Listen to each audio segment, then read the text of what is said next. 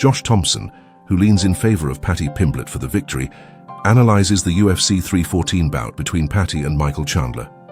Chandler has a strong submission defense and is tough, but his recent defeats, including the one against Charles Oliveira, have affected him. His mentality has also been impacted by his emotional attachment to a supposed McGregor battle that never materialized. It is hard to see Josh Chandler recovering at this point in his career, given his previous failures. In contrast, Paddy is fresh off a convincing victory over Bobby Green, and he is motivated by his youth and desire to capture a lightweight title. In contrast to Chandler, who might be mentally exhausted, Paddy is still in the spotlight and has a lot to prove. He could advance to more difficult matches, perhaps even a bout with someone like Ilia Topuria if he defeats Chandler, although Chandler is capable of harming anyone. Thompson notes that Paddy's hunger and mental toughness might be the decisive element. Paddy is the clear favorite. I think that Paddy's going to have a hard time getting him out of there. If he does get him out of there, it'll be by knockout. It will not be by submission. I think that Chandler is still very difficult to submit, and I've said this repeatedly, like he's only got the one submission against him, and that was done by Dustin Poirier, and was able to catch him. Outside of that, I mean, he's one of those guys that will fight to the bitter end when it comes to submission attacks. He finds ways to get out of it. It's very difficult to get your arms under his chin, very difficult. He's really good at, fighting out of those. John Fitch-esque, I would say. He's very much like that. I just look at where he's at right now in his career. It's not there anymore. The 1 foot out, the falling out of the Conor McGregor fight, it deflates you. It really does kill your momentum of a fight. He didn't look at a title anymore. He looked at Conor McGregor as it was his red panty night. Beating Paddy doesn't really do much for him. It puts him back on the winning track. Yeah. But losing to Paddy puts him way back. Yeah, and look, I'm taking Paddy at -145. Topuria has left a lasting impression on Sean Ali and his coach Tim. Not only the man's appearance, but also his attitude. For his height, he has a tank-like build. The fact that he dropped his belt to target Islam, however, is what truly caught our attention. No waiting for simple defenses or pay-per-view points. He is pursuing a legacy, which is uncommon. You can tell he's not interested in the money by that kind of move. He's got it already. He wants serious battles and major clashes.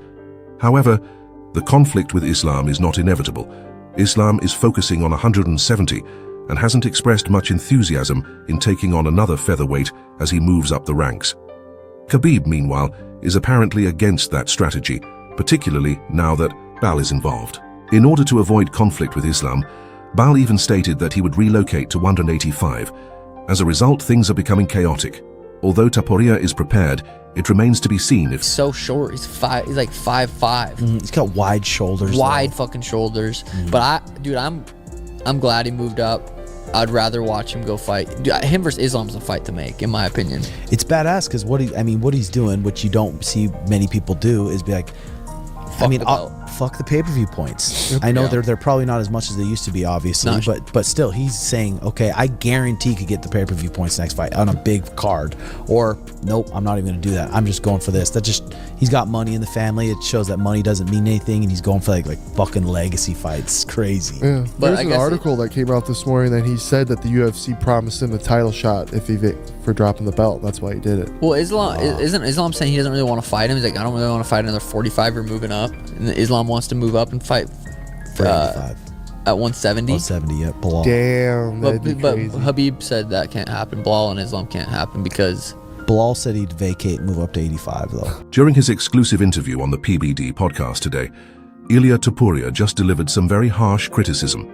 In addition to speaking confidently about his future plans, he disclosed that he recently knocked up a nightclub bouncer after being passed over due to his size.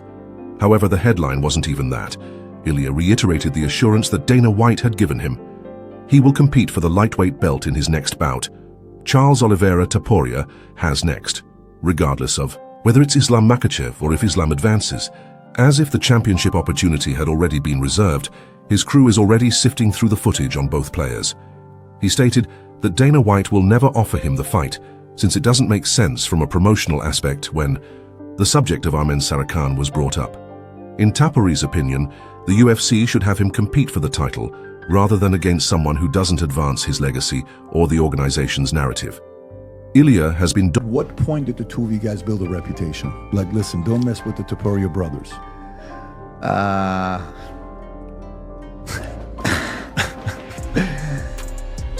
Who's the biggest guy you ever took down? The biggest guy, Who's like the biggest guy that tested you at a bar, at a, you know? in trainings, it happens to me many times. Like a lot of big guys, like security guys that they were working in like as securities. They were coming to the gym, and when the time was coming for sparring, my coach was like, okay, go with Ilia. They were looking to me like, no, but he's too small, go with him. And I'm like, now you're gonna find out. And after that, I was going to that nightclub. They were like, oh, coming. Respect. Yeah. According to Alexander Volkanovski, Ilia Topuria is capable of defeating Islam Makhachev.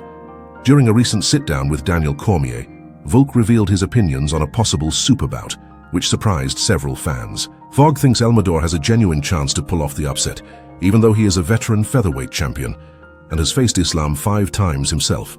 He explained it plainly.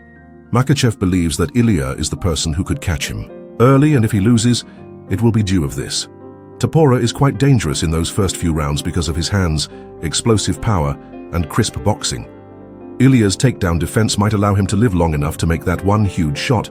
Vogue noted, few have been able to achieve this in opposition to Islam. Makhachev remains the favorite, according to Vogue, for a full 25-minute war. He probably takes control with his tempo, pressure, and grappling. However, everything changes if Ilia can. Do to Max Holloway what he did, ending things before the subsequent rounds play a role. Although Volkanovski acknowledged the disparity in size between the two, he underlined that Topuria's explosiveness and accuracy are what really made this battle exciting. Everyone has been busy analyzing how Islam and Ilia Topuria might mesh. Makhachev. However, what would happen if Charles Oliveira faced El Matador as Islam advanced? There would be mayhem in that conflict.